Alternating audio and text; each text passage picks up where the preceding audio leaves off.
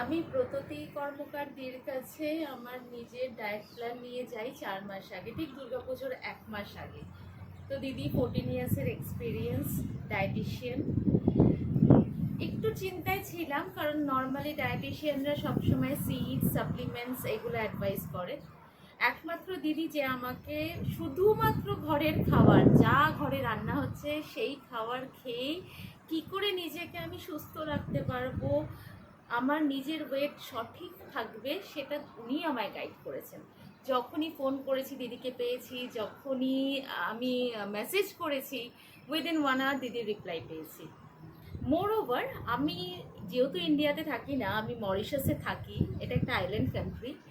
এখানে খাবার দাবার পাওয়াটা একটু টাফ থাকে আমাদের। সব সময় আমরা সব সবজি পাই না, মাছ তো পাই না। তার উপর আমার আবার গ্লুটেন অ্যালার্জি, আমি আটার কোনো জিনিস খেতে পারি না, রেগুলার ওয়াকও হয় না।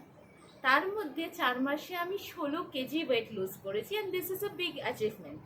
আজকের দিনে দাঁড়িয়ে আমি আমার টার্গেট ওয়েট 4 মাসে অ্যাচিভ করে গেছি। মোরওভার আমার বাড়িতে ছিল দুর্গাপুজো, দুর্গাপুজোর মধ্যেও আমি কিছু ফলো করতে পারিনি, যা হয় বাড়ির পুজো বলে কথা। হ্যাঁ, thank you so very much দিদি। আমি চাইবো তোমার জন্য আরও সবাই সুস্থ থাকুক, ভালো থাকুক। Thank you.